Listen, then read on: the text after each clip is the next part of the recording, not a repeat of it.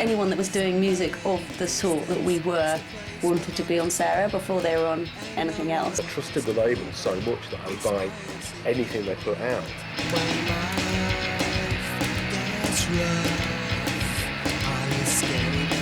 There were Sarah gigs, there were Sarah tours, so we would go on tour with Riot and the Field Mice and the Heavenly. I mean, what a great bill. Sarah had a lot of anoraks that followed the band around. I think that's brilliant because they really cared about what they were saying and what they were doing. Just where we lived didn't seem to matter when it came to a Sarah gig. We travelled. I always appreciate in music anything that's done with passion. I always have a real sympathy for people who feel they're outside of the norm. You can't romanticize something that wasn't good. It is the closest record label to perfection that I've ever come across. There's a reason why people were so, like, such obsessive complepists.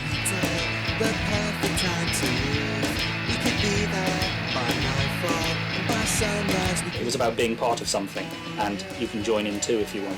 You see that if somebody's got like a Sarah record 7-inch, it's like, oh.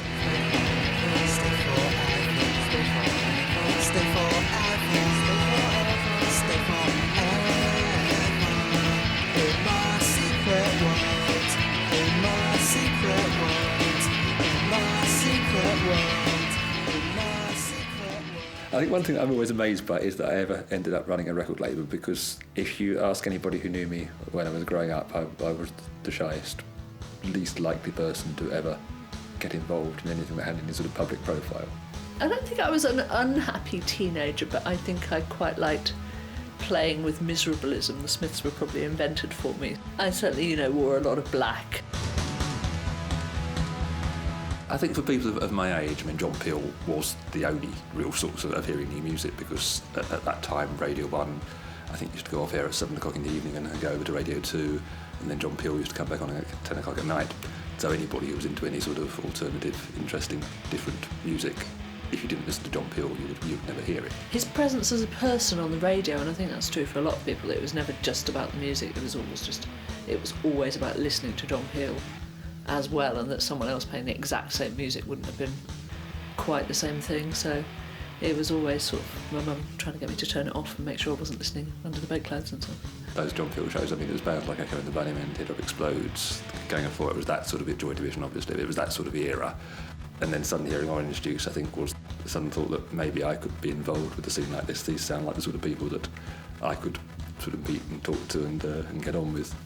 Went to see The Alarm a lot. They were sort of my first loves. And I'm not a fan of the music anymore, but I loved the politics of them. I loved the fact that they deliberately made themselves so accessible to the fans, so you could always go and talk to them afterwards, which, for your first real love as a band, to be someone you could go and talk to was quite amazing, really, I think. So I think that sort of formed quite a lot of my principles about what music should be like, really.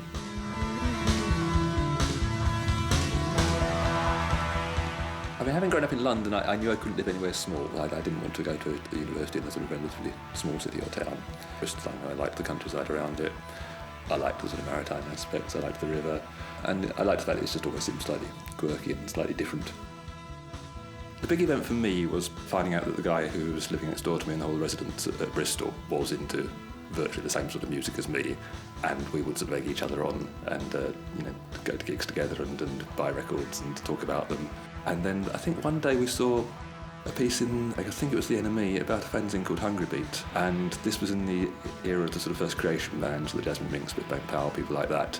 So we sent off with this fanzine, and then just thought that was fantastic, because it was writing about all these bands that we loved. And we thought we could do something like this.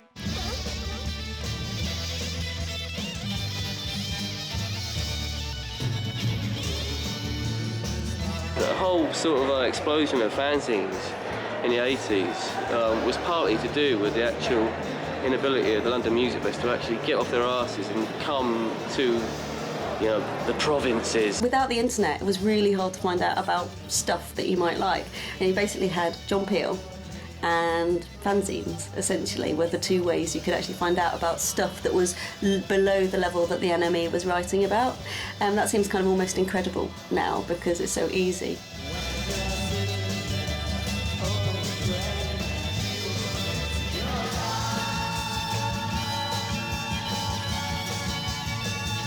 everyone is obsessed with music. They knew almost within a few weeks of who these great bands are around, you know, because people were just churning out these fanzines saying, listen to this lot. Suddenly this whole world opened up to me of stuff that I could actually have a chance of singing along to, playing along to.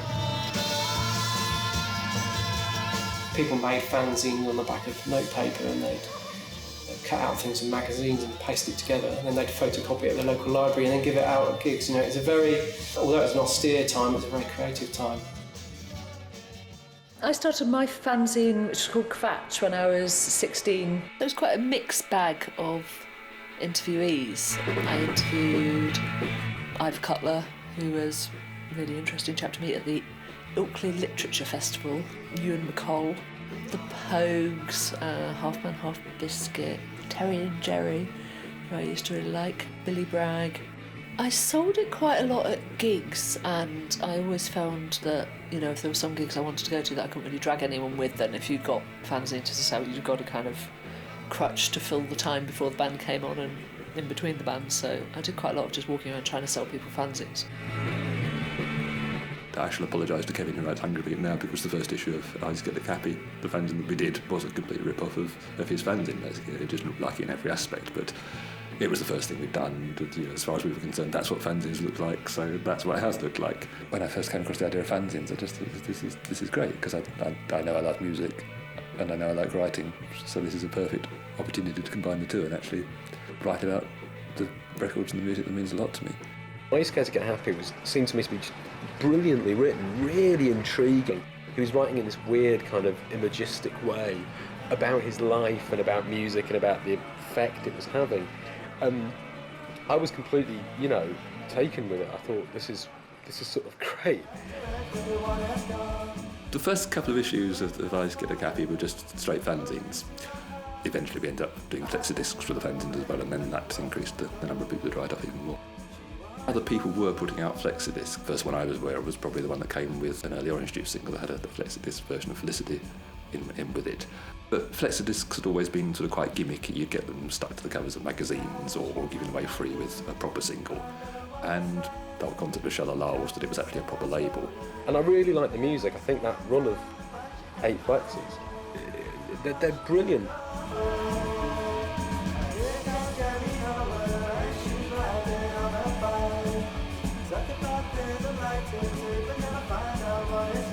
We did actually get a single of the week for a band called Baby Lemonade, and that got single of the week in Melody Maker, and no offence to the band, it was a great single, but the reviewer clearly loved the fact that our press release was so belligerent. We had taken the line that we are different from the rest of the music industry. You know, this is a flimsy piece of plastic, it cost, you know, a couple £100 to make. It will probably self-destruct after about 50 plays, which is not actually true, they do carry on, but we've almost played this line that, you know, it's ephemeral pop.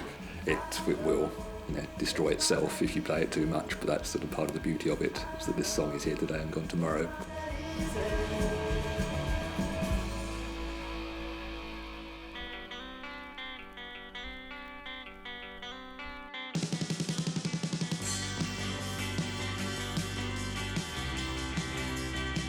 Quite luckily, really, there was a 2-song Sea Urchins demo tape with Cling Film and Summershine on. And Charlotte wanted to do Summershine and I wanted to do Cling Film, and I guess thankfully we didn't both want to do the same song. This was happening at the same time that on Shalala we were hearing a Sea Urchins tape. I think the same tape, but we liked a different song. But that was just pure coincidence that we'd never met Clare. It was just, you know, up in Yorkshire she was listening to the same tape that we were listening to.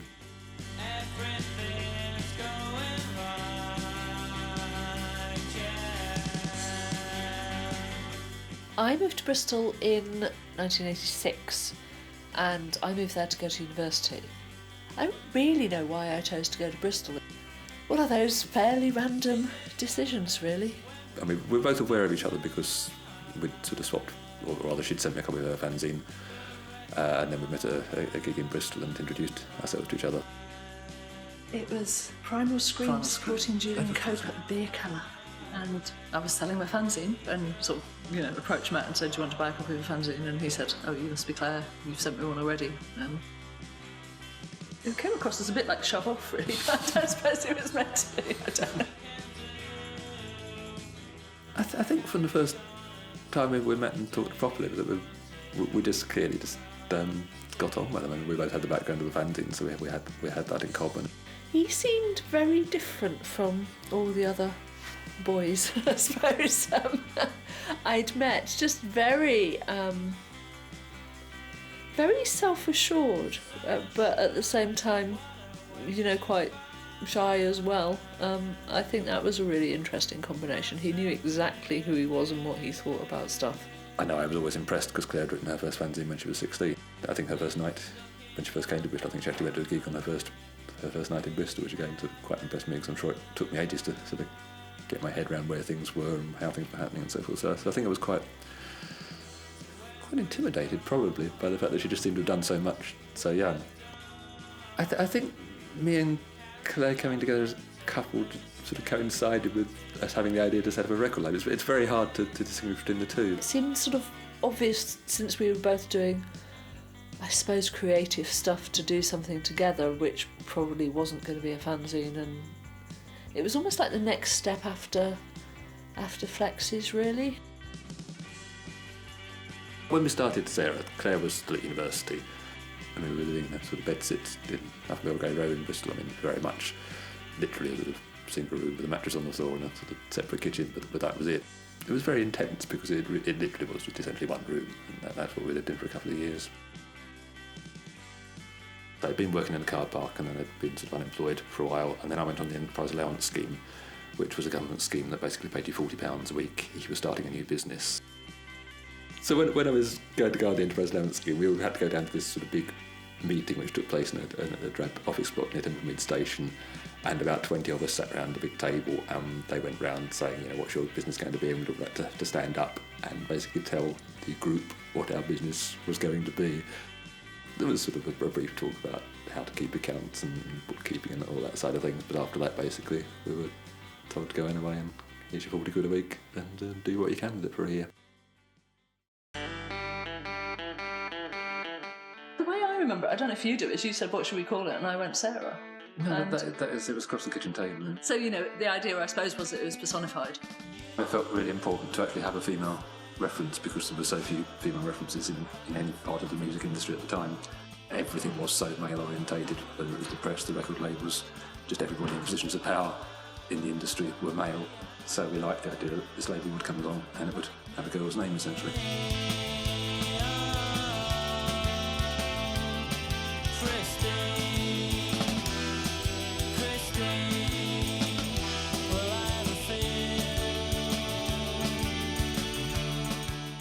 I don't know if Sarah would exist without the Sea Urchins. They were the band that sort of literally brought the two of us together.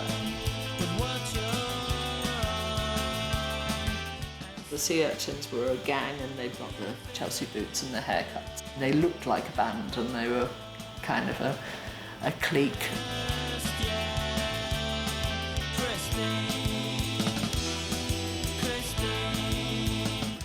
They were very young at the time. I think the oldest was still about 16. They played on the Settler in Bristol. It was an odd evening because one of their friends came with them and performed a striptease on stage with them. A male friend who just took all his clothes off while they were playing and then put his clothes back on again also while they were playing. It was a very odd evening, but I thought they were great.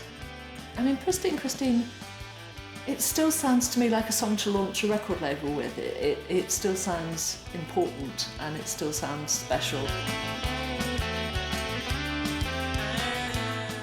When the records came out, it was actually exciting. People would gather around to listen to the new ones that came out. I remember the Sea Urchins' second one, and we'd go around someone's flat at the time, and there was about kind of 8 or 9 people sat around for the first playing of it.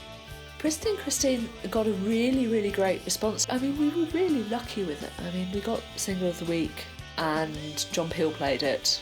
Janice Long played B-side, and then started playing it again immediately she'd finished, because she liked it so much. So, I mean, it really was just a quite concentrated little whoosh of publicity, which, for the first record on a new label just got things off to a great start, really. And, it was really exciting, yeah. I mean, it was, to hear a record you put out on the radio, it was just, God knows what it's like for the bands who actually made the record, but, it was thrilling, it was brilliant.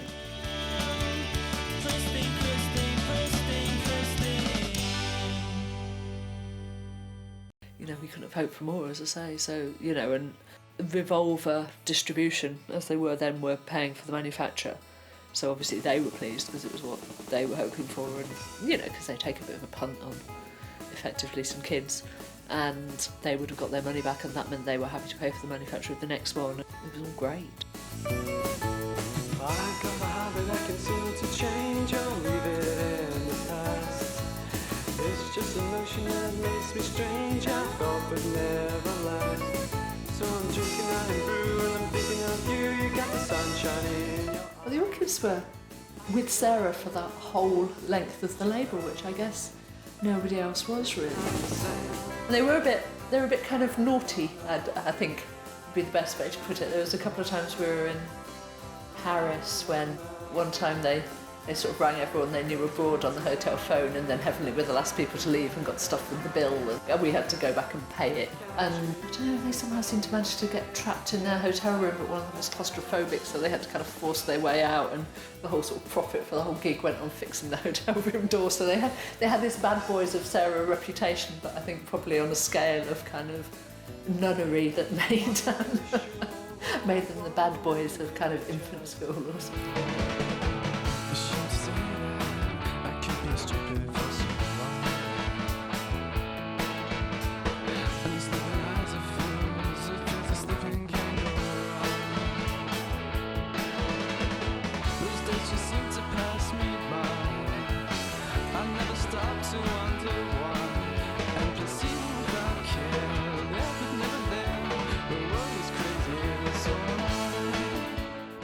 A lot of the bands on Sarah, even though we loved them, we'd be lying if we said they could ever have got on sort of mainstream daytime radio or anything like that. But the Orchids were just fantastic songwriters writing fantastic songs, and really anybody from any background, any age, whatever their taste in music, really ought to love the Orchids.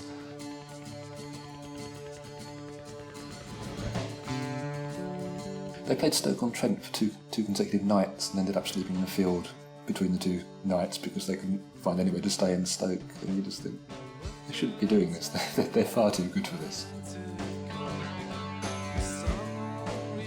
Happy making records, and we were always happy that we made records because Sarah allowed us to, and we were always chuffed at it.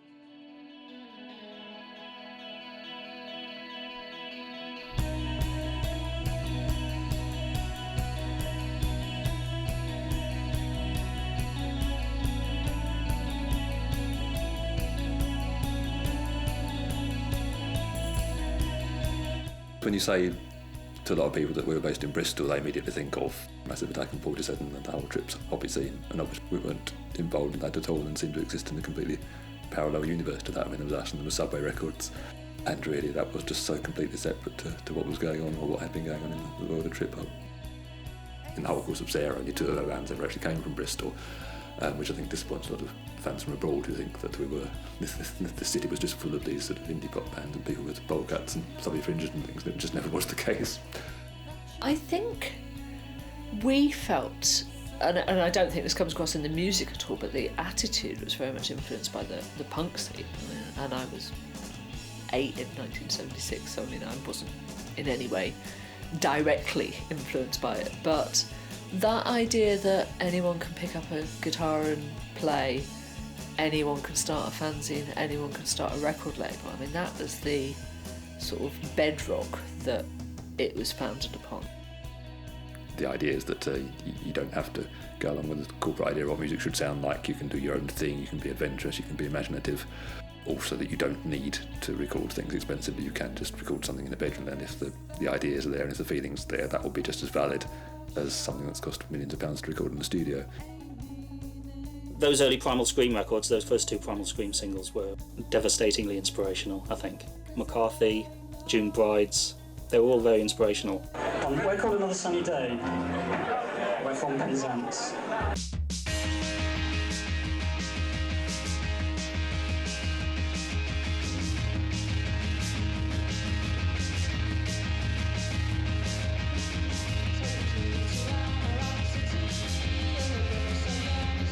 Me and my brother thought, wow, that's amazing. What is it? You know, it's like, sounds like a Velvet Underground outtake. And actually, all the fuzzy guitars were not in keeping with actually what people thought of as the Faye Sarah sound. It's recorded in a bedroom on a 4-track machine. It's pressed on a Flexi-discs.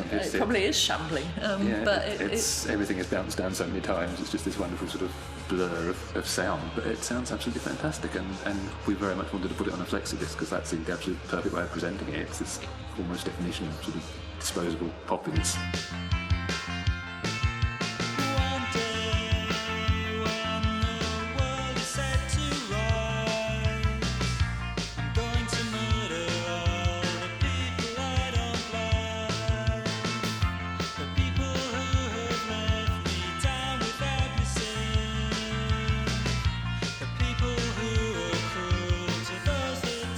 He really seems to wear his heart on his sleeve lyrically as well, which I find very touching and moving. I think it's a theme with a few of the other Sarah bands as well.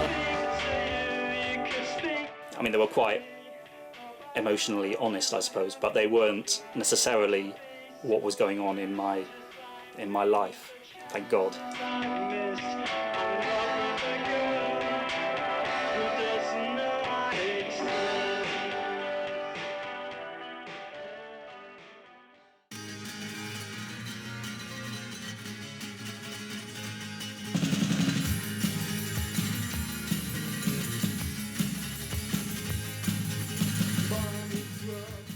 Most people who aren't very familiar with the label think of Sarah Records. They don't think of politics. They think of, I don't know, stroking kittens or something. I mean, Thatcher just seemed to have been in, you know, for people of my generation, Thatcher had just been in power forever. You were either left-wing or right-wing. A lot of people were really quite vocal about it, and that was the backdrop to the scene Sarah existed in, and we were both very interested in politics.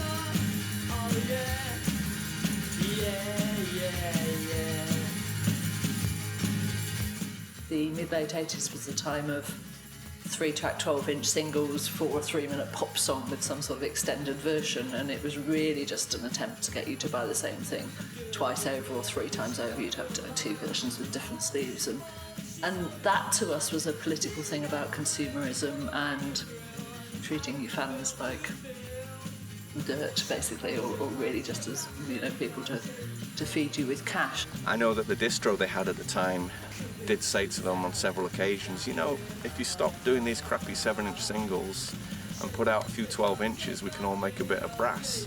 Just by the act of selling records, you are being capitalist, but you don't have to actually abuse the people that you're taking the money from, basically. You don't have to abuse the fans. We just always wanted to see everything from the fans' point of view and say, you know, how would we feel if we were buying this? Would we feel ripped off? It was around the time that CDs were really coming into their own, but they were £15 and vinyl albums were probably about £6, and it was major labels trying to encourage you to rebuy your record collection for quite a lot of money. They insisted to release stuff on vinyl because CD for them was like a bourgeois format, and they thought that everyone's got a record player, but if we release stuff on CD, then not everyone within our audience base might be able to play it, which seems pretty curious in retrospect, but it was, you know, the late 80s and early 90s. You give me a number, you say there are reasons, and I shouldn't. You know, the first anti-poll-tax record was done by the Orchids. Being Scottish, we got the poll tax before the rest of the UK, so we kind of felt disgruntled about that too. But the Orchids were completely overlooked because they were quiet and jangly and tuneful and weren't what most people thought a political band should sound like. But I guess that sort of sums Sarah. Political label is supposed to look like Crass, it's supposed to be black sleeves with slogans all over them, and we were never like that. We never wanted to be like that, but possibly we'd have got taken more seriously if we had been.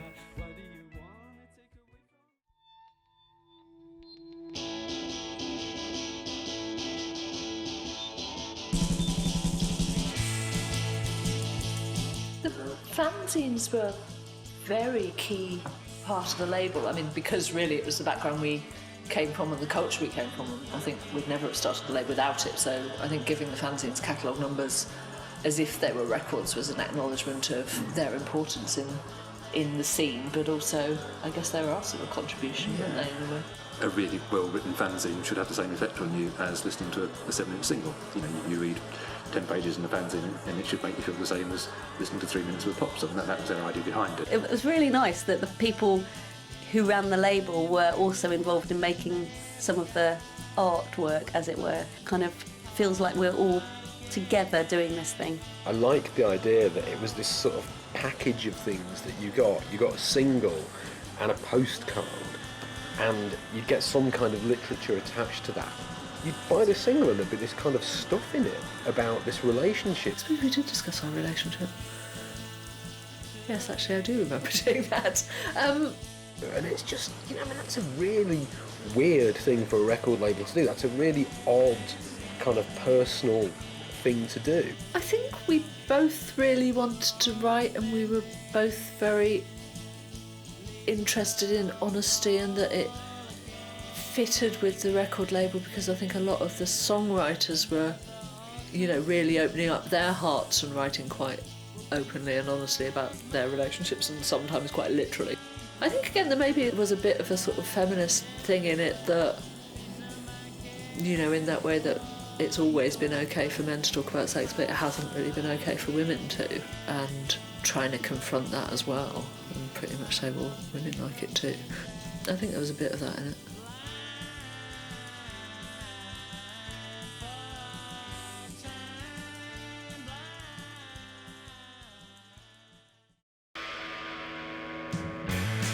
I remember one wonderful gig where I'd taken some fanzines up to sell, and just standing at the corner of this 49 Spares gig and just not even having to go up to people and say, do you want to buy a fanzine, just people coming up to me the whole time, because that was what the scene was like at the time. You know, everybody at a 49 Spares gig would be the sort of person who'd want to buy a fanzine and would probably go off and write their own fanzine as well. So it was just a wonderful sort of atmosphere to be at gigs like that. Where do you go when you need to burn? We just get drunk and like stoned virtually every gig. You know, we just go up in a van and we treat it like a party a bit. So we'd end up at gigs. There was one gig we did, the bass player was like dribbling over the amp and stuff. But people don't think of that. They think you're a Sarah band. They think you're really clean cut and like you're not into rock and roll at all. But maybe that was a problem. Maybe that's why we left. But we were more into that sort of side still as well.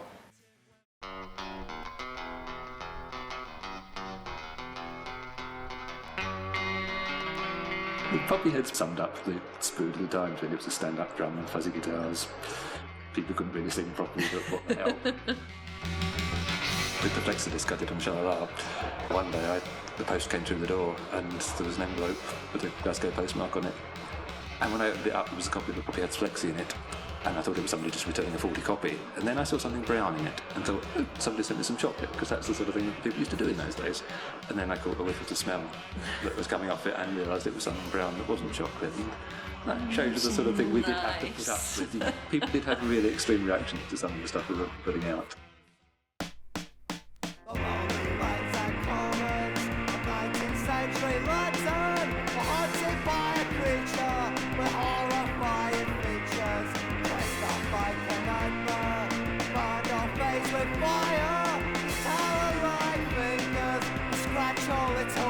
We got quite a lot of dissent, even by the time of the first single. People were sort of writing to us saying, "Oh, we don't like the Golden Dawn. That doesn't really fit with our idea of what the label, you know, ought to be like."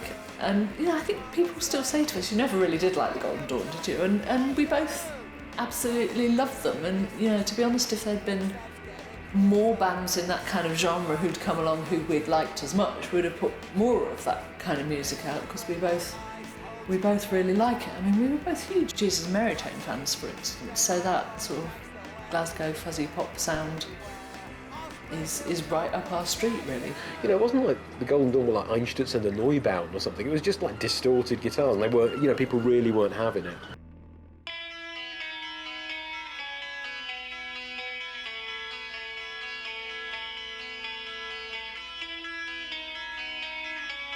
The Springfields are so American, and America was so far away, I think, back then, you know, before we all had the internet and before flights got stupidly cheap. So for this sort of little slice of America, for that to kind of roll up on your doorstep in a sort of rainy basement flat in Bristol was, it was like something from another world in many ways.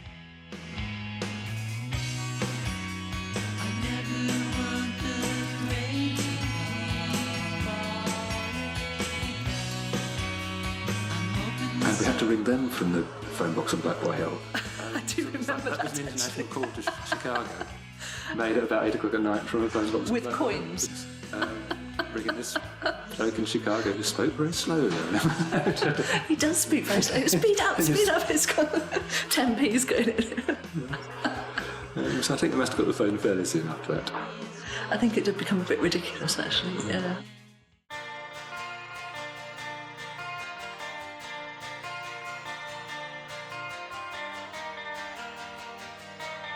We made a demo and we sent it to Sarah. We also sent it to Cherry Red, Rough Trade and Factory. I love the idea that we had the nerve to send it to Factory. They must have laughed. And Sarah actually got back to us. They were the only record label that got back to us and said, yeah. Early morning by the harbour. Field Mice. They're probably the hardest band it is for us to be unemotional about, I think. We sort of saw them go from, you know, a little tape with the world's sort of sweetest handwritten letter, songs recorded in the bedroom, you know, band that didn't really exist, through to, I mean, I guess a band who were really on the cusp of something, who had quite a lot of acclaim and, you know, played some quite big gigs and were really very popular. So, you know, to have been part of that journey doesn't really leave you untouched. Emma's house is empty, so why do I call it Emma's house? I was at school with Bobby. We were at high school together, so we knew each other from when we were about 15. If you wanted to have a title, a good title for a Field Mice compilation record would be Growing Up in Public, I think. We didn't know what we were doing. Before Emma's House came out, we'd only been playing for about 3 months, 4 months, you know, not a long time.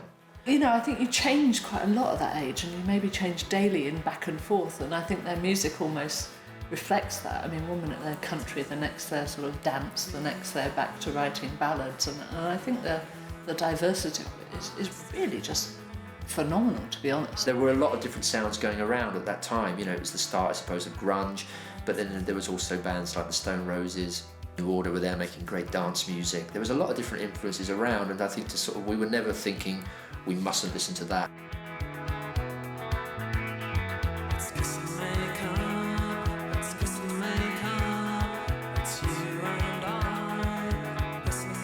We played dates, but a lot of the time when it was just the two of us, it wasn't fun.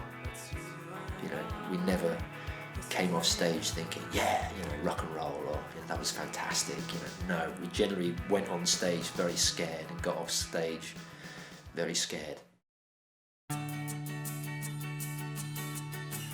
When Harvey joined, we had another guitar and sometimes keyboard parts, which gave us a bit more sound. So once Harvey came in, it became more enjoyable for me.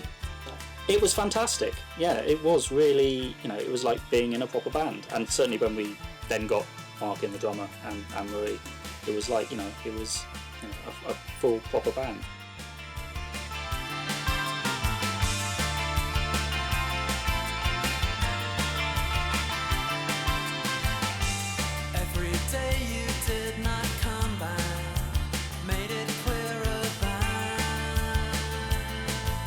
Played a gig in Toulouse, and we were driving to this place, and it was through fields and fields of sunflowers, and it was just gorgeous, absolutely gorgeous. But it was in the middle of nowhere, and you think, oh, this is going to be one of those gigs where there's 12 people at the front, and you're looking into their eyes playing, and it's all a bit awkward.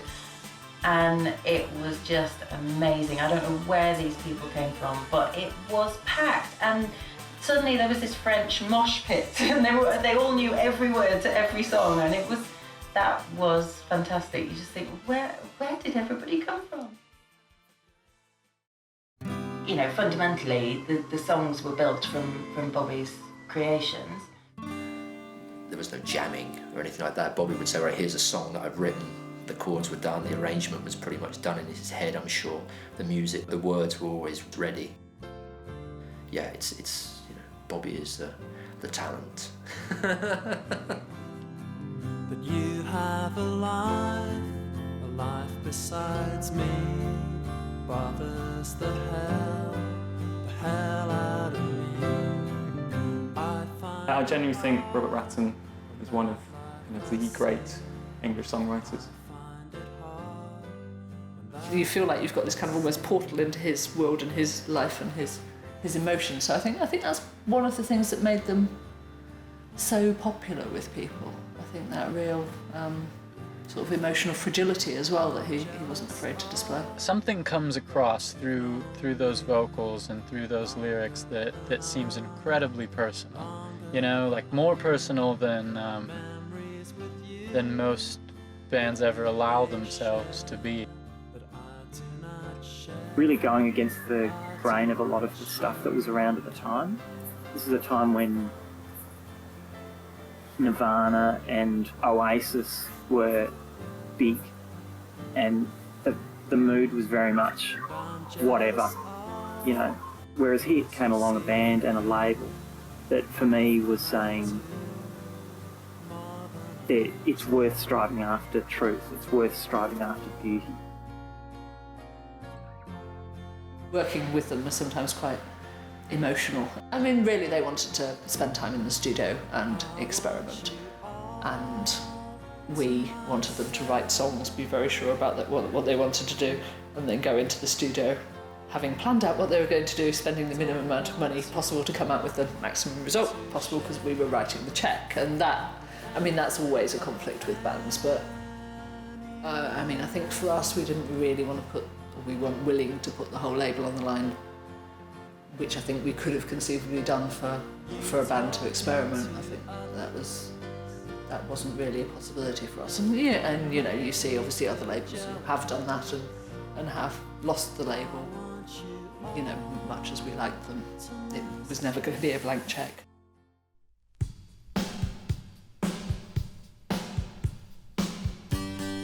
I mean, it was run on such a shoestring, Sarah, certainly in the early days. I mean, I can remember I used to go out every morning to get the cheaper bread, because every day they'd have a loaf from the day before. If they were a day old, therefore they would sell them up cheap. So I'd just go down and do that every morning.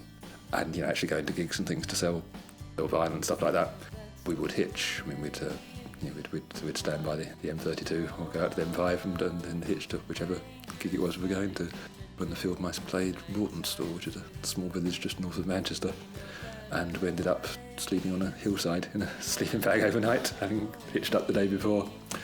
And you do wonder how many other record labels would do this. I mean, it was always about the cheapest way to do things, so if it took an extra 5 hours to do it that way, we'd still do it the cheapest way. I think one thing that a lot of people never really understood was how much really boring drudge work running a label is. I mean, in my case, a lot of what I spent my time doing was the actual artwork side of things, which, again, because of the era this is a bit before computer-aided design and all that, it was mostly rubbing down Letraset because we didn't use any typesetting. But if you wanted typesetting in those days, you had to send your text away to a professional typesetters who would charge you something like £40 for a sort of paragraph of text. It does seem extraordinary now that you can sort of, you know, digital cameras, you don't have to worry about screening photos, and typesetting's just automatic on a computer. So, no, they were dark days.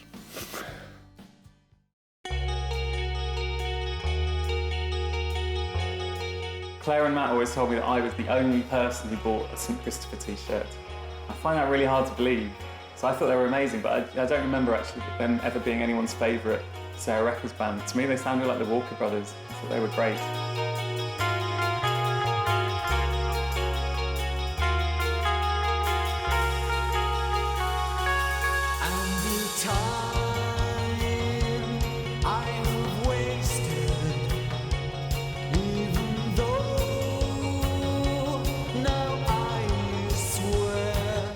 band who really seemed to divide people. I think they were quite, well, they were really quite unique. There was something quite epic about them.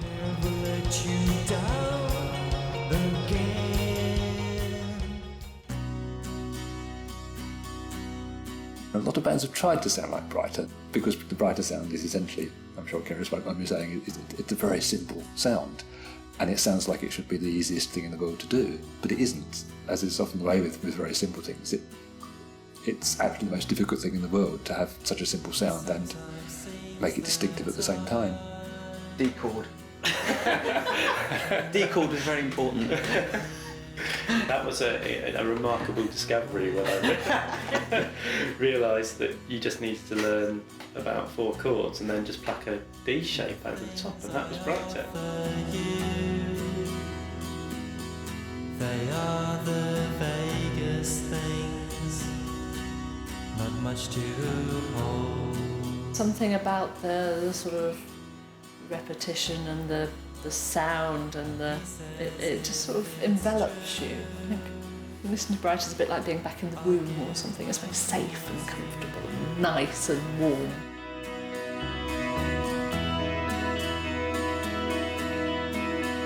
We were sort of seen to be a band who were kind of all about emotions and moods, but not really a conventional pop band, which actually wasn't something which was portrayed on the demos, because on the demos, which did loads and loads of songs to Matt and Clare originally, a lot to choose from.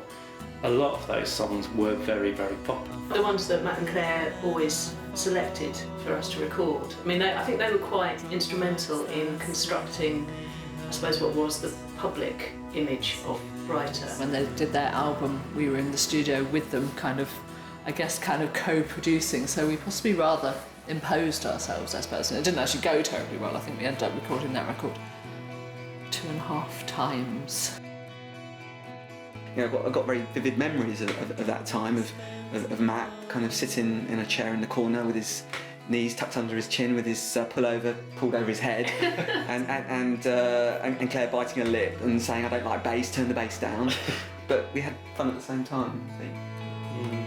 Wasting time with sights. I think we were quite dictatorial. I think sometimes bands aren't the best judge of what their best songs are, so I think there's some defence for us in doing that. We were kind of, really strict editors, I suppose. Now, so I mean, I do have some sympathy with them, but it was our record label.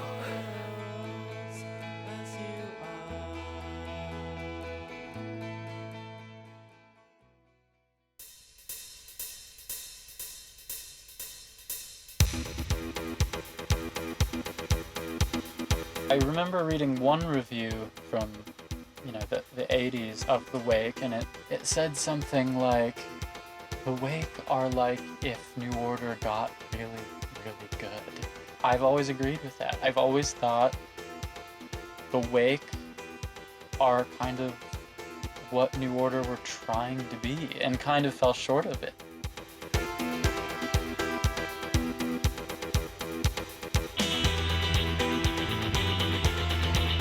When The Wake signed to Sarah and we got to meet them, it was just like, oh my god, Caesar.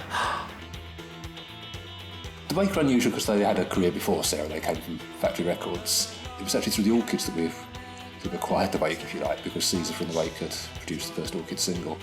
We sort of felt we had to explain to him that we weren't like Factory Records, just in case he got completely the wrong idea and thought he was moving from Factory to a similar label. The Wake's LP they put out on Sarah is fantastic. It's fantastic. And it's another great example of why I don't think there's such a thing as a Sarah band. If anybody said The Wake are a Sarah band, a jingle jangle twee pop Sarah band, I mean, it's just stupidity. They're not. They're amazing.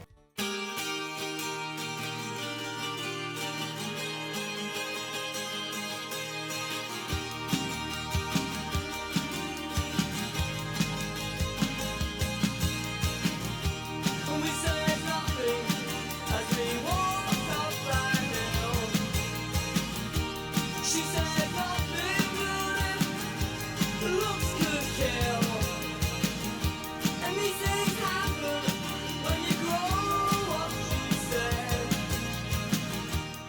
Action Painting were a great kind of real kind of fuck you band from Brighton who loved all the kind of anorak, cutie kind of music, but had a real attitude to go alongside it. At the time in Britain, there was an awful lot of shoegaze stuff. There was the hangover from the so-called umpteenth Summer of Love, Acid House.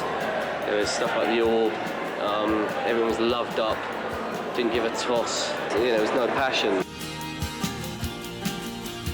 A lot of the people who liked the more gentle stuff really didn't like the Golden Dawn, and then they didn't like Action Painting, and they saw all of those things as aberrations or anomalies, whereas actually if you put them all together and then Boyracer later, and you've actually got a theme that ran through the whole label of the noisier pop and the more sort of fuzz pop, punky pop stuff. Yeah. You can't discount all of that, I don't think.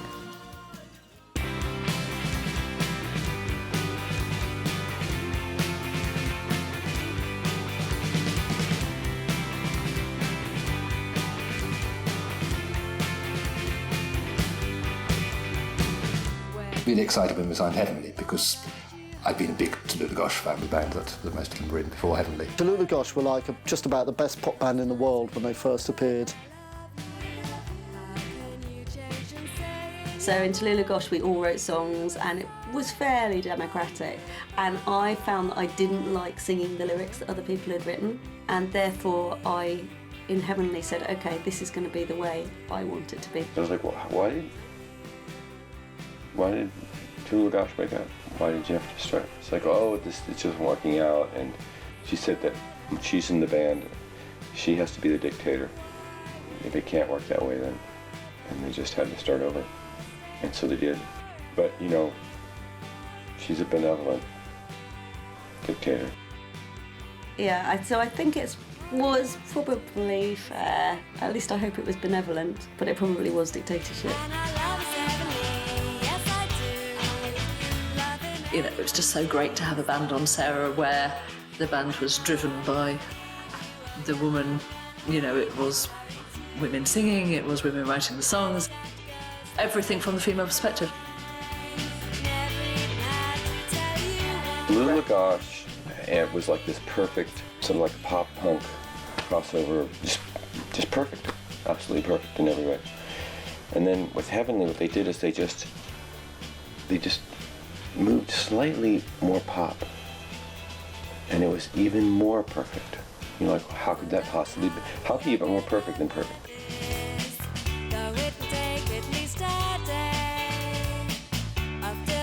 For a first couple of albums, the songs were kind of boy meets girl, kind of quite happy. Yes, it's true. Got a new world of me, 11 and our love is heavenly. Yes, it do. Loving anyone can see, so it do. And now I've got you, Then Riot Grrrl came along in America, and we were actually in America when it was just kind of starting to get really big, and we knew all the people involved because they were all people we knew via K Records, and I was really inspired by it.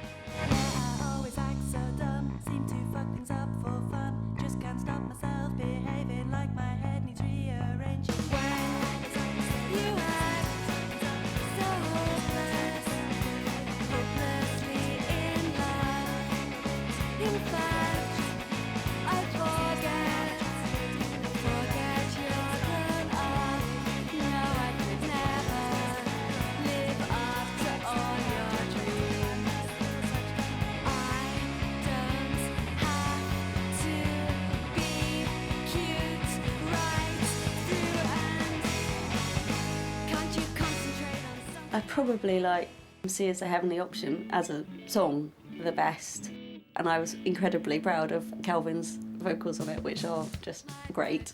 I remember when we first put the tape in the tape machine, because we did it transatlantically, we just were all falling about laughing because it was so great. your boyfriend's got no fashion sense. Should you A? Try not to take offense. Should you B? Tell him to go to next. Or should you C? Kiss him and forget. If you're an A, you will see. You'll get shocked and end up unhappy. If you're a B, you will find. That's cool, but hey, don't be so unkind. And if you're a C, you'll end up like me.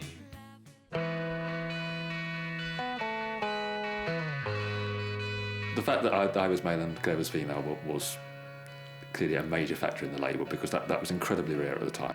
To have Clare there running the label as a 19-year-old female was absolutely inspirational from my point of view.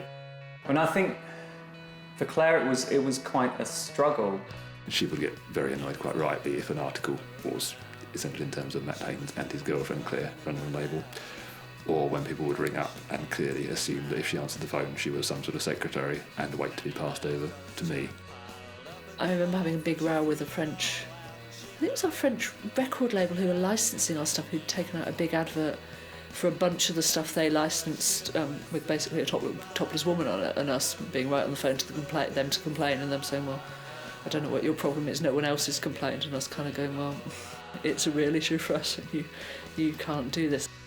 Going back to the politics and it being subtle, I mean, one thing we never did is put pictures of women on record sleeves, because that's such an obvious marketing device, and particularly, sadly, in the sort of indie music we were involved with, you would always get record sleeves with 60s chicks on, Audrey Hepburn on the front, all this sort of very tired and obvious images, and we just made a rule right from the start that we would never have a woman on a record sleeve.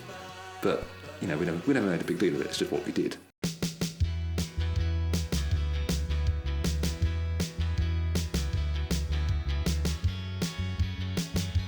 What I liked most about them was their obsession with handwritten letters. And I wrote Clare complaining that I wasn't getting the postcards and things that they would send out to the mailing list. And my girlfriend at the time was, so I said, I don't seem to be on your erratic mailing list. And she wrote me this.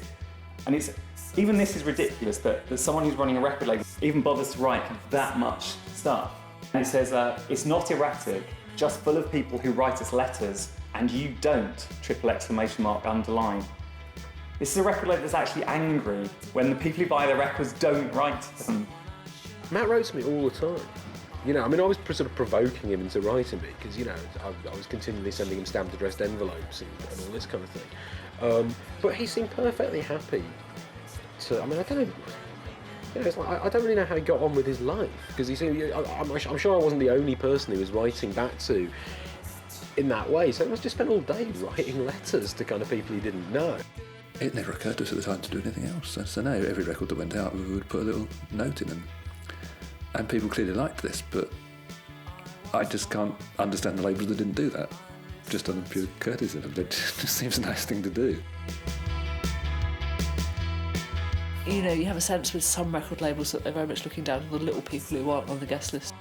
That seems to me to be despising normal people in the way they, most of us live our lives. So we never were looking to sort of separate ourselves off, I don't think.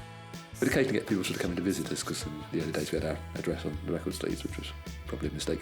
But just sometimes it was hard to get the work done, because people would rock up on your doorstep and want to tour Bristol, and sometimes they were absolutely great and you hit off with them and had a wonderful day, or sometimes it was a little inconvenient if you were trying to do something. They did tell me, and I probably shouldn't admit this, but they did tell me that sometimes they would hide behind the sofa because they had too much to do and they couldn't afford half an hour to have a cup of tea with an indie fan from somewhere that had kind of basically turned up at their front door unannounced. So they used to hide. I'm sure they wouldn't like people to know that.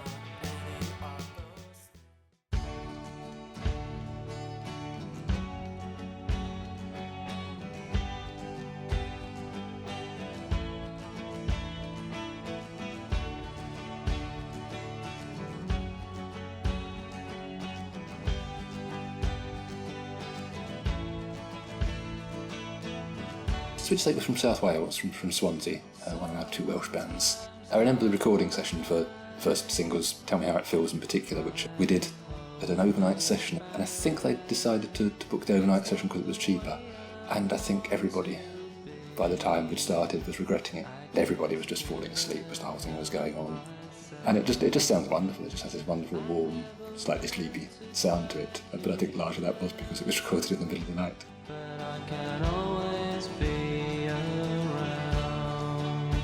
If you could only understand, if I could only... They had a slightly bloody-minded quality in the same way that the Field Mice did, and I remember they went on tour to promote the album, And the gig in Bristol they did at the Face and Firkin, they insisted on sitting on stools to play their guitars and not playing any of the songs off the album. At the time it was really annoying, but in retrospect you can probably say that was just them being determined to get their own way. I think the fact that our band came from all over was more by chance and was more part of the fact that we weren't in bands ourselves and weren't part of a music scene. I think we've both always been kind of happier communicating by writing people letters than sort of face-to-face in pubs or clubs or something quite often. Well, the connection with Sarah initially happened by the band putting out a 7-inch EP in Australia. John Peel actually started playing the B-side, so it was initially through John Peel's support that Sarah Records noticed the band and then approached the band with a view of putting out the records in the UK. I mean, even as you speak, there are another of those bands that you just think should have been absolutely huge because it is just absolutely straightforward classic songwriting.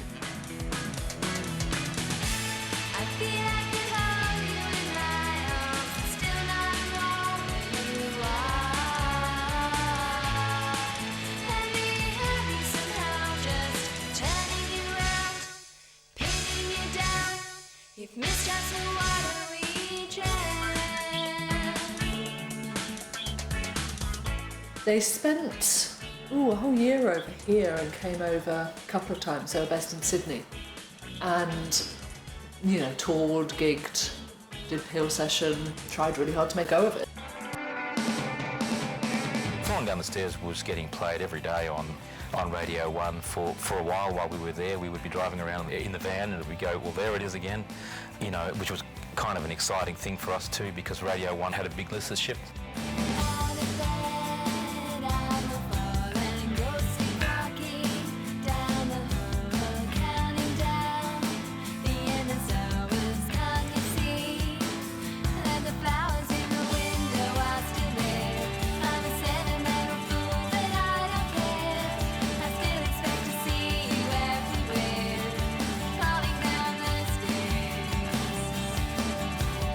We did realise at that time that if we wanted to go further we would need to move to a bigger label. We couldn't have gone any further with Sarah, I think that was pretty clear. So we actually did do a round of the major record labels in London at that time. You know, we got positive feedback from the major labels. The caveat for them was that we needed to move to the UK permanently and we needed to agree to live in the UK. For a whole range of reasons for us that was very difficult to do, not the least of which was Mary, our singer, had left behind her son in Australia, so she was separated from her own son. And for anyone that's been a parent, I'm a parent now, that's a pretty serious proposition to be separated for that long. So there were a range of personal reasons that made it difficult for us to relocate.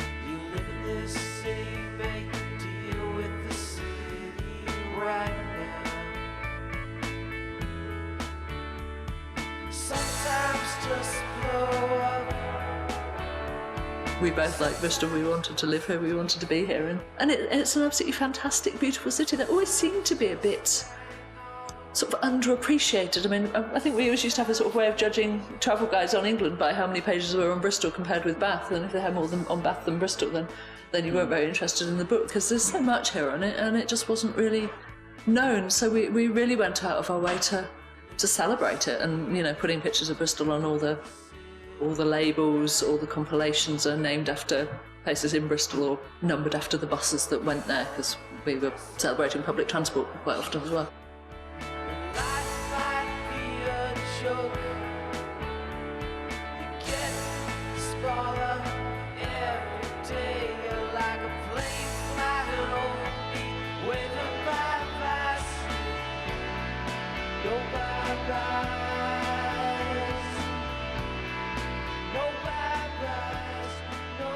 For Sarah 50 we wanted to do something special. So we made a Sarah board game which we called Seropoly, which is based on a map of Bristol and based on running a small independent record label in Bristol. So basically you get to live our lives. We deliberately did it so it all folded up into a 7-inch plastic bag, so it looked like a 7-inch single when it was actually in the rack. I'm still immensely proud of it, and it does sort of sum up, I think, the label in many ways, that there was much more to it than just music. And it was always supposed to be fun and not just po-faced to politics. And I like to think that whole pop aesthetic thing runs through Seropoly as much as it does through the 7-inch singles. Secret Shine were our second Bristol band, and it was so nice for us to eventually, as it kind of felt like, get Bristol bands, because we were such a Bristol label. So they were a band who I think went through quite a leap between their first single and their later material. I mean, their first single was very much acoustic, quite pretty. From what my memory, we just kind of created that demo because we were trying to work out how to use the 4-track. There's probably some truth in that.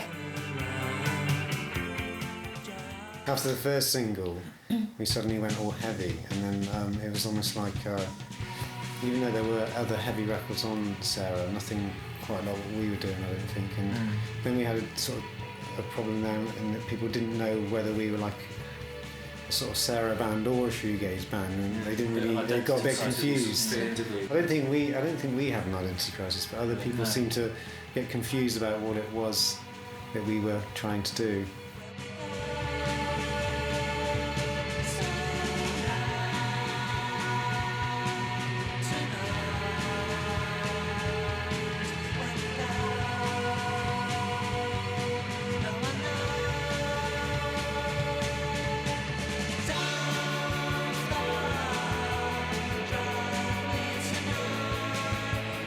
I mean, the reason we didn't have more kind of noisy bands is because you've got a lot of bands that have got the sound but hadn't really got songs, so you need both, and that narrows it down a bit. But it was really nice. I mean, they did get dismissed as sort of My Bad Band and puppets and things, but I mean, I just think their songs are better, and I'd much rather listen to Secret Shine album than the My Bad Valentine albums, just because the tunes, the lyrics, the songs are just stronger, basically. They're a better band.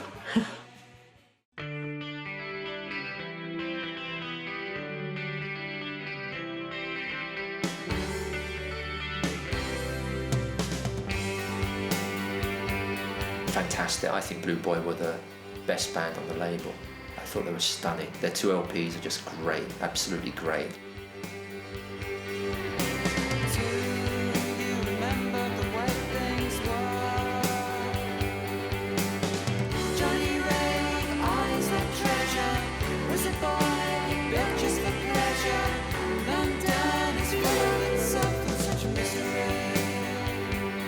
Again, they're one of those bands that the sort of further in time we get from the actual releases, the more you think these were just absolutely classic albums and should have been, should have sold in their tens and hundreds of thousands, really.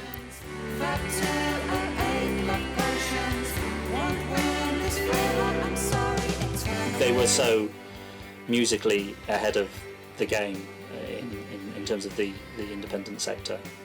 Paul was just still probably the best guitarist I've ever seen. We just wanted to be very convincing live as well as on record. It's nothing worse when you hear a great record and you go and see the band and it doesn't even come up to half your expectations.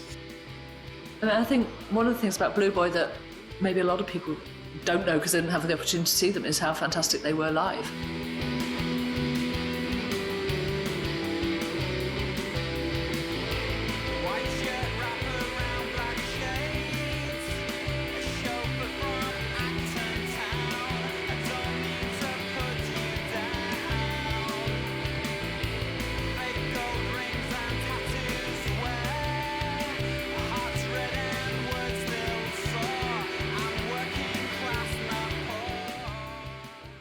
Keith's lyrics were always fantastic, and I know very personal to him. And the first single they did for us, Clare, was I think the only occasion on Sarah that we actually included a lyric sheet with the record, just because we thought the lyrics were so good. Don't restrict me, don't restrict me. I can't take all your guilt. Don't whip me, don't beat me, don't stun me. I can't take much more of this. So let me live and let me love. I need love so bad. Don't whip me, don't stun me, let me be free. There is a very subtle song about gay rights, basically. And Keith never really wanted to sort of be any sort of spokesperson or anything like that, which is fully understandable. But I think it's almost hard to remember back to how straight, how homophobic I suppose that was early 90s really was compared with now. I think it's something that's changed enormously in the last 20 years. I mean, I think the age of consent was still 21 then for gay men. Those words are very much a personal account, from Keith's point of view, to be the way you are, and then all of a sudden there's some kind of government ruling about how you behave. Secret lovers, blood brothers. But it didn't stop Melody Maker at the time reviewing it as a limp-wristed song about being sad, which, considering it was actually sort of post-Section 28 song, is an extraordinary thing for a reviewer to write, and you just do wonder what was going through their minds when they wrote it. The music press absolutely hated and detested and loathed Sarah record with abandon. It was everything they absolutely hated about music. They thought it was twee, they thought it was sexless, they thought it had no balls, they thought it had no bollocks. They didn't understand the fanzines, they didn't understand the 7-inch single thing, they didn't understand the Flexi-discs, they didn't understand why it was called Sarah Records, and they didn't understand the bands. They just didn't get it at all. The music scene was really macho and really noisy, and that was what everyone was doing apart from the dance scene, and we heavily reacted against that, and Sarah reacted against that, but of course that was what the press was building up and loved, and we were not. We were the antithesis. The Lad Mags came along, and then after that sort of bands like Oasis came along, and again just trading in all these horrible reactionary ideas, both musically and sort of socially. And it's just so hackneyed, it's so unimaginative, and it's just thoroughly depressing. You just think, well, have we not been through all this, and we saw that it was wrong once. The word that bugged us most was the twee word. Twee was absolutely, at the time, one of the worst insults you could throw anyone. Nobody liked being called twee. No one. You ask any musician from back in the late 80s, early 90s, no one liked being called twee. I think because as Australians, the idea of being twee was culturally repulsive to us. I think if we were young, white, pasty English lads, it might have, fit better. But as Aussies, twee was not a good fit for us. I actually remember being described as being fey and twee, and I had to go and find the dictionary to find out what it was, because there's no words that I'd ever heard or used before in Glasgow.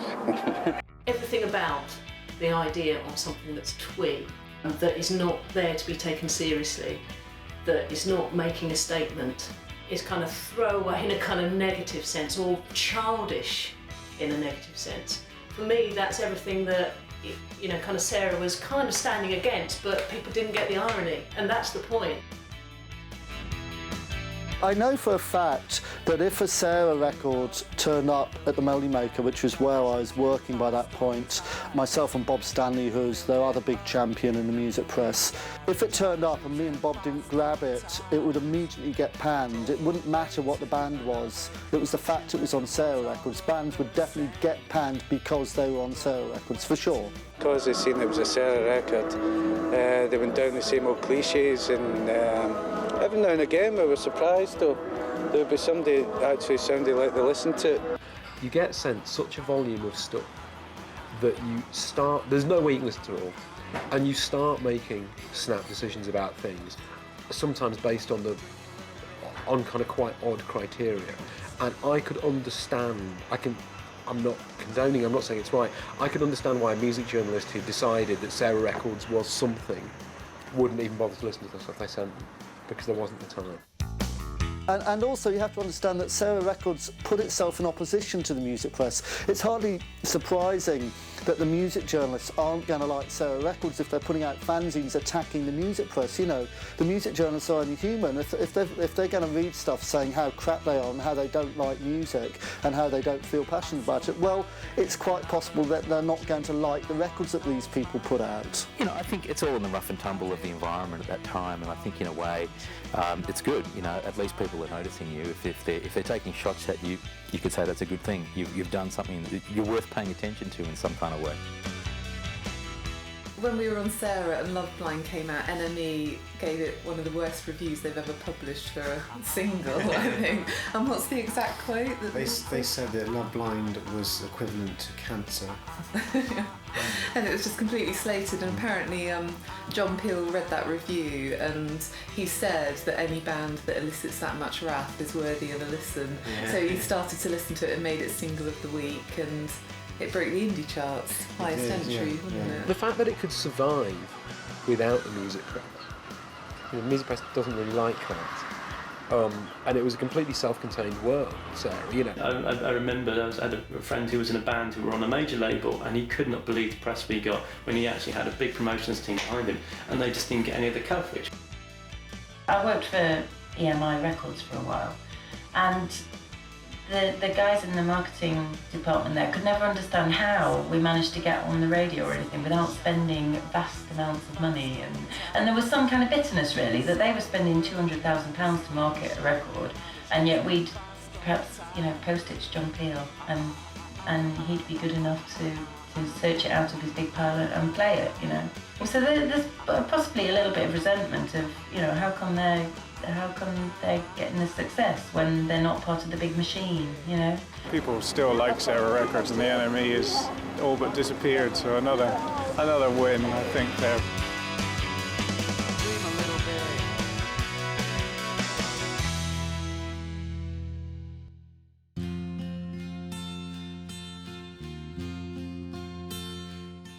Why did we disband? There are lots of stories about why we disbanded, but the real reason we disbanded, I think, was because we got as far as we could go.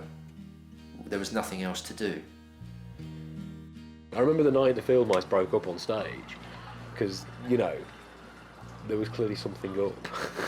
Clearly there was, tensions were running high, but it wasn't like a sort of brawl or anything. It was a very Sarah Records kind of way of, you know what I mean, of breaking up, where people just clearly very upset and fed up with each other, and then it were kind of, emotions were running high in this rather passive-aggressive way, and they weren't looking at each other, which seemed again a very Sarah Record, very Field Mice way of expressing one's disapproval, of just sort of.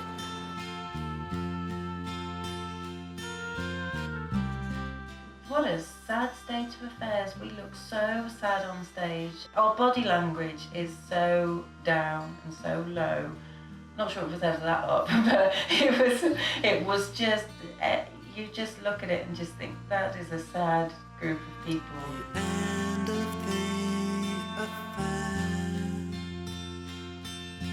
We no longer care for each other. In typical Field Mice perversity, they played not only brand new songs at the gig, they played a brand new song in the sound check, which they never then played in the concert.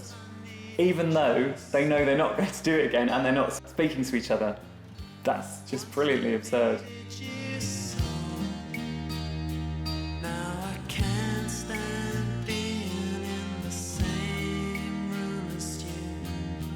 And it was very sad. It was very, very sad. I remember trying very hard not to cry at the end, you know, the last song. I remember as I walked out, Michael was standing by the door, and I said, "You know you were the best band in the world?" And he went, "Yeah, I know." I'm sure probably Michael won't mind me saying that they could be the most awkward people in the world at times, but that's because they knew what they wanted, and they certainly didn't want to have us telling them what to do. And the final tour they did, when they were finally sort of playing biggish venues, and you just thought, okay, finally, they're going to break through and become huge, and then obviously they decide to split up instead. And again, that probably sort of sums them up. And frustrating, but fantastic.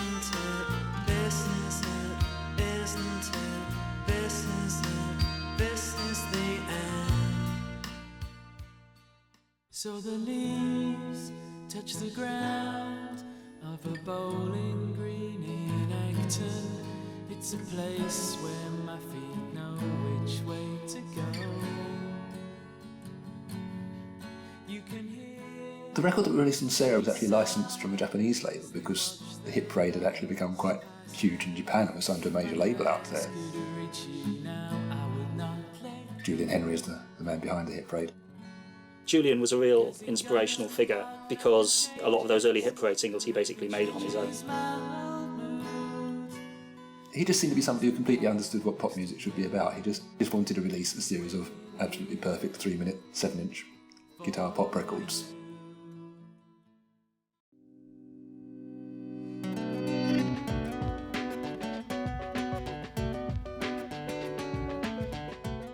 The Sugar Gliders were a Melbourne band, two brothers, Josh and Joel Meadows. We'd admired Sarah Records for a long time, and we spent all our money recording Letter from a Lifeboat, and then basically we didn't have much of a marketing plan, we just sent it to Sarah Records. One thing they wanted to do when they came over to England was to record with Ian Cap because they're big fans of the Field Mice, and they sort of wanted to go and record in his studio and try and get some of that Ian Cap sound on their own recordings, and that was the Alpha Am single that we did.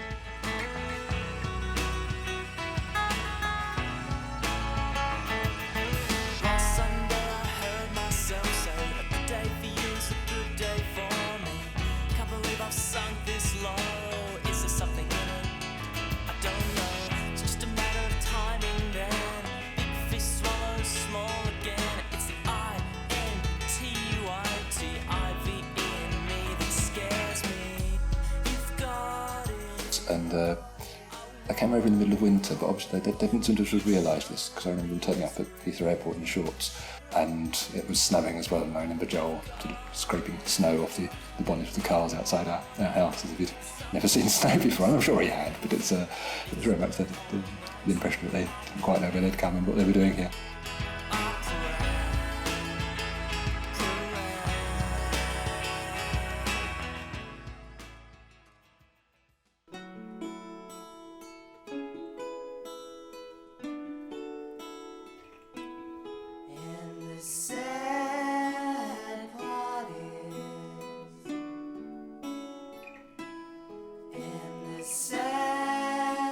The Harvest Ministers are a Dublin-based band who had put out their first single themselves on Crayon Records, You Do My World, The World of Good.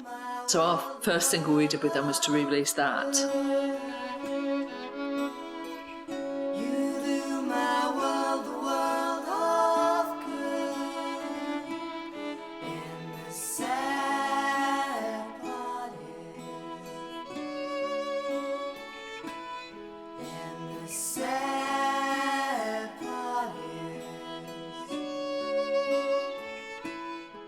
I think they're another of those bands that really didn't fit in with the sort of Sarah, or the perceived Sarah sound and the Sarah scene, but you know that's fantastic.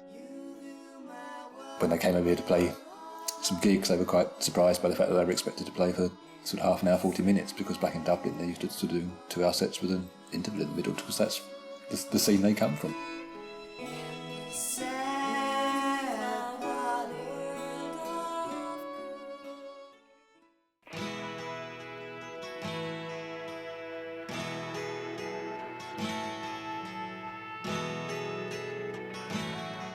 I've still really no idea why East River Pipe got in touch with us. Just one day we got these 2 7-inch singles arrived in the post that they put out on their own label back in New York, which we thought were great, so we got in touch with them and said, can we sort of license these and release them over here?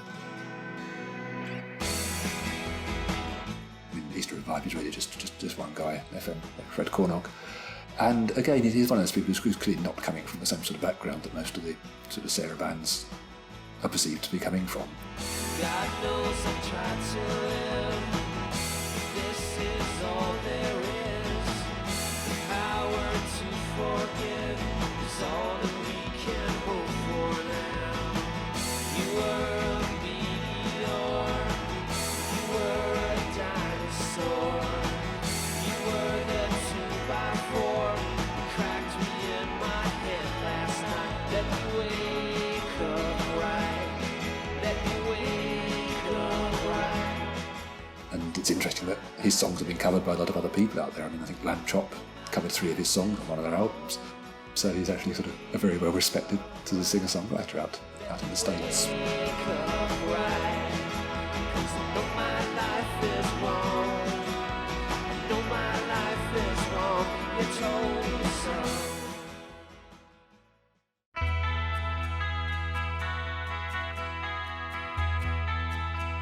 I suppose the one regret is the fact that it's a shame that some of the bands were more successful. Yes, I think some of the bands might have got further on other labels. We never dreamt of selling millions and millions of singles and going on yachts around, around the world or anything like that. We just wanted to do what we did. If it wasn't for Matt and Clare, I don't think we would have ever got into a recording studio, and the songs would never have got off a cassette. If the film had been able to survive its own personalities, its own dynamics, then perhaps being on Sarah might have been a barrier to the film as being more successful, bigger, etc. But I think we would have imploded before that happened anyway. Bobby and I went to a talk with a guy from a publishing company. I think it was the people who published Depeche Mode or something like that. And Bobby and I went and we came out thinking, we're nothing to do with people like that. We're not like that. We were never, ever, ever looking to be big, I don't think. An independent label, a true independent label, i.e. a small indie, one that's not cashed up by a major, really has very little that it can do for you beyond a certain point. It just can't take you to a certain level.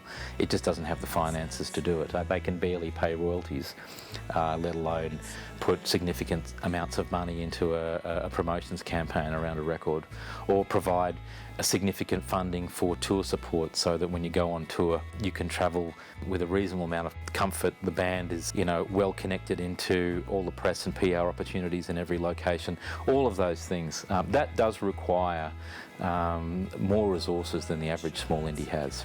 We never really went for it with the band in terms of, we never really toured non-stop and this sort of thing and really tried to make a go of it. It always was kind of a really fun thing that we did alongside our studies or our work or whatever each of us was doing. So given that we were kind of a bit unsure how big we wanted to make it ourselves, I think Sarah was probably perfect for us. Perhaps we would have liked them to have been more ambitious in a sort of a business sense. I mean, I think for us it would have been great if we could have gone further with the label, but in retrospect, looking back on it, you have to develop a respect for the idea that that wasn't how they were running the label, that it was being run as a curatorial project, that it wasn't being run as a business, and that is typical of so many independent labels. So they're often set up by fanatics, by fans who love a particular kind of music, and for them, as long as they can be engaged in that music, that's what success looks like from a label perspective, which is very different from thinking that success is selling lots of copies of records and scaling up your business and all that kind of stuff. I think we were maybe just unprofessional in an entirely different way from most record labels, so we weren't falling apart and doing drugs and being pissed all the time. We were just taking pictures of buses. Yeah.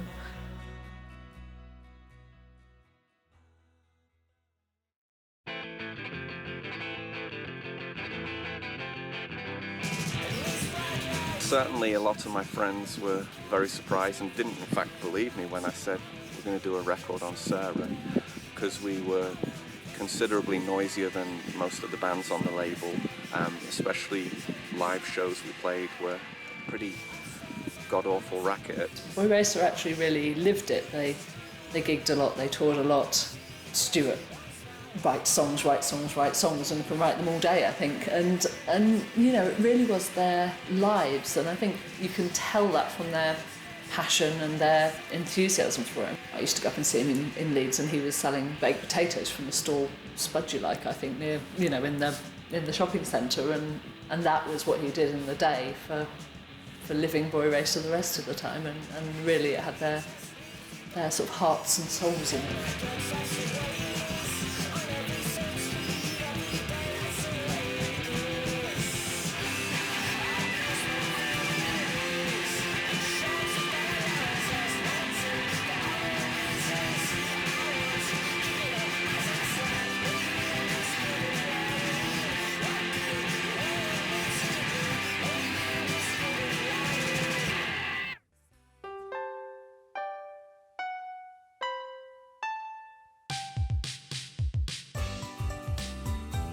The label was what drew myself and Dickon, was in Shelley together, and Simon and Stephen, who were also in the band.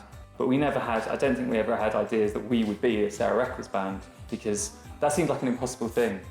You know, we pretty much worshipped most of the bands on that label. We couldn't possibly imagine that we'd be allowed to be, you know, in the same company. But I was really pleased to do the Shelley single because we'd known everybody involved in the band for years. It was just really nice to work with all these people and put out a record by them.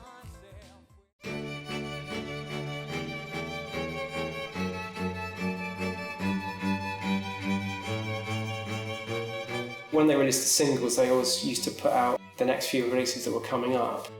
Prior to that, they'd built Sarah 100 as a surprise, and so everyone was thinking, what's it going to be? Is it going to be an album, a sort of deluxe box set or something? We tried to tell as few people as possible, because obviously that would have spoilt the surprise slightly, because we really wanted to just hit people with this.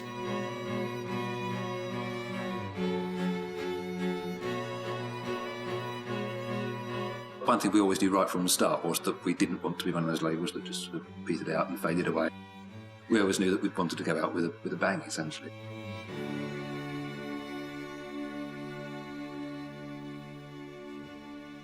I mean, it was just always about sort of stopping in a very deliberate way and making the end as important as the beginning. It's like they killed it right in its prime, you know, which is a very strange thing to do. And it probably takes a lot of guts to do something like that. That's what they said they were going to do. That was the ethos, and they did it. And it's, yeah, really, really admirable. And yeah, you've got to leave the kids wanting more. I think people genuinely thought it was a great thing to do. I mean, people really like the advert that we took out in the press, which, I mean, I look back at that and I think I really couldn't have said that any better than that. You know, that says exactly what we wanted it to say. I mean, they had that brilliant final flourish when they put that advert in the music press and went, we're stopping doing this. And, you know, we've made this amazing statement. I sort of remember reading that, like, yeah, right on. I wanted to put all the master tapes in a big pile and burn them. I thought that would be the real kind of pop art statement of destroying everything, but Matt's wiser counsel prevailed. I think Matt had a very good point that it wasn't very fair on the bands, really. It was their songs and recordings.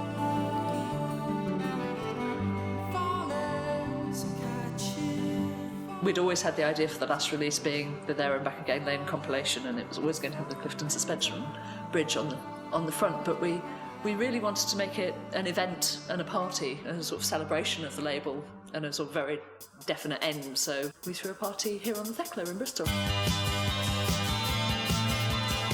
I remember finishing work in the afternoon and just walking down to Thekla and there's just seeing queues of people outside. There was like fans there from different parts of the world with like all these old moth-eaten t-shirts with kind of old singles on the front. That was the extraordinary thing when we were selling tickets, that people were writing from Hong Kong and the States and Australia, and we were sort of thinking, are these people really coming? I think some didn't, they just wanted the ticket, but some of them genuinely did. You know, on the night people were saying, I'm so-and-so from Hong Kong, and that is fantastic.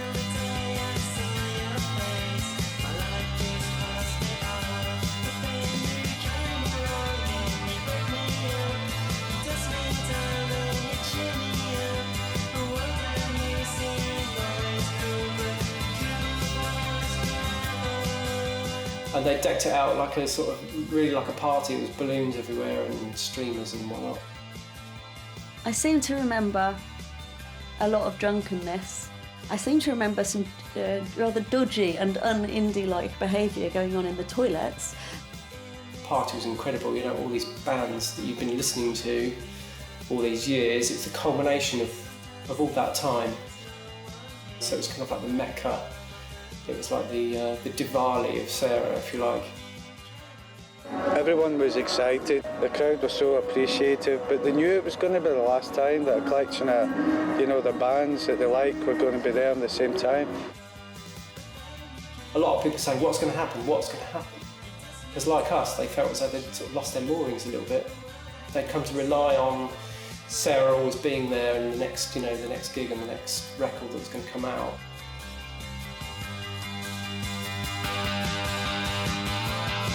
I think it was probably the first time for me that I actually thought that this is a moment actually to cherish and to think about and to remember, because this isn't going to happen again.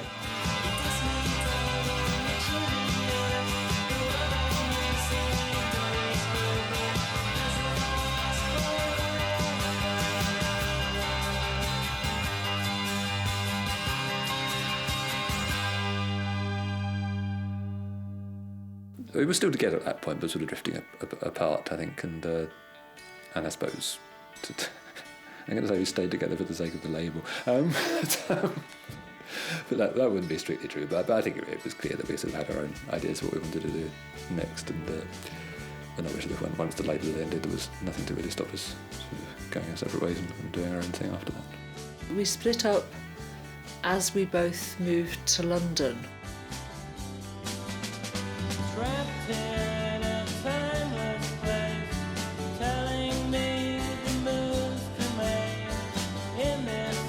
There was never a falling out, and, you know, I trust him to the end of the earth.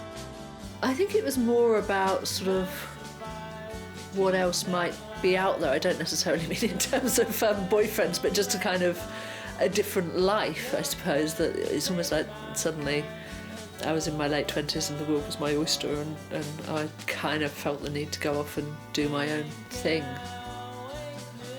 So I set up Shinkansen fairly soon after the end of Sarah, including a couple of the old Sarah bands on the label.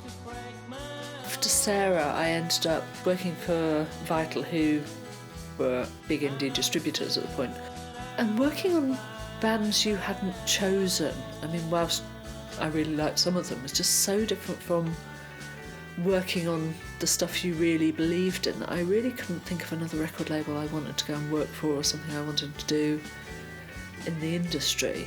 And I mean, I'm sure there are senior women in the music industry, but I couldn't see any of them. The bosses I was seeing were all male, and I couldn't really see much of a future for me in it that I either wanted or could really see a way of kind of getting to. And I ended up looking back at the fact that I'd got a couple of months A-levels and an economics degree, and went off to train as a chartered accountant. Shinkansen went on for a few years, but by the end of Shinkansen, the music industry had completely changed. You now have the web, you have all the various outlets available there for getting people to hear your music. Why would you need a record label, basically, unless they're going to put thousands of pounds behind your marketing? You're much better off just doing it by yourselves, and clearly lots of people have proved that you can become quite successful just by doing it by yourselves. So certainly I enjoyed Sarah more than Shinkansen. I mean, Shinkansen felt more like this is what I do as a job, rather than something really positive and worthwhile that is making the world a better place, which is what Sarah was always supposed to be.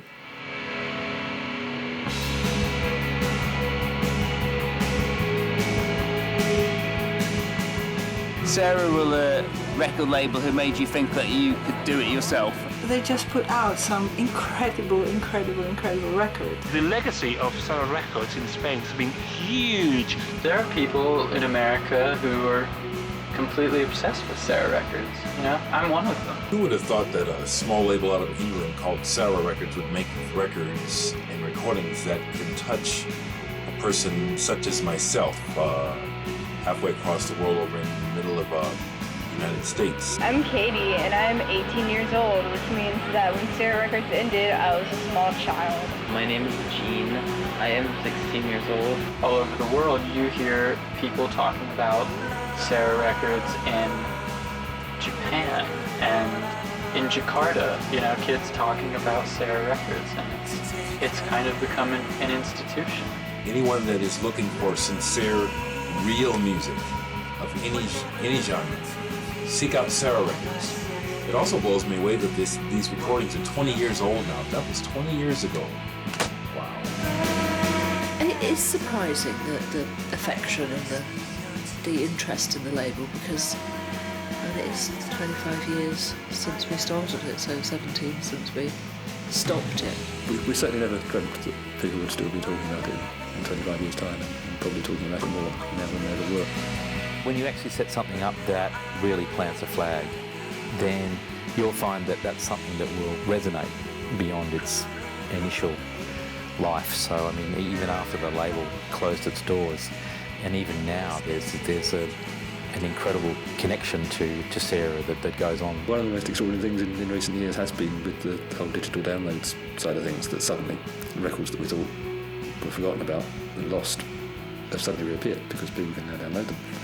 And I think there is an element to which they're now bigger than it ever was at the time.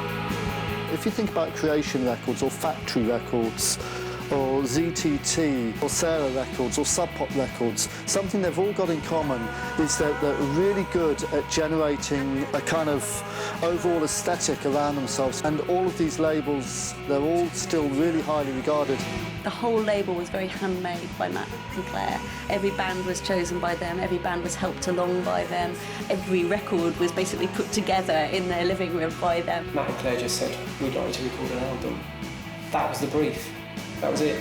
So you just went and kind of did what you wanted. So I think because you got given that responsibility, the bands probably cared more than if there was a huge, great big budget and you were told what to do. The end result is that you've got something that's a bit more honest and a bit more, you know, a bit more personal, and people can always relate to something that's personal. They were so naive, we knew nothing.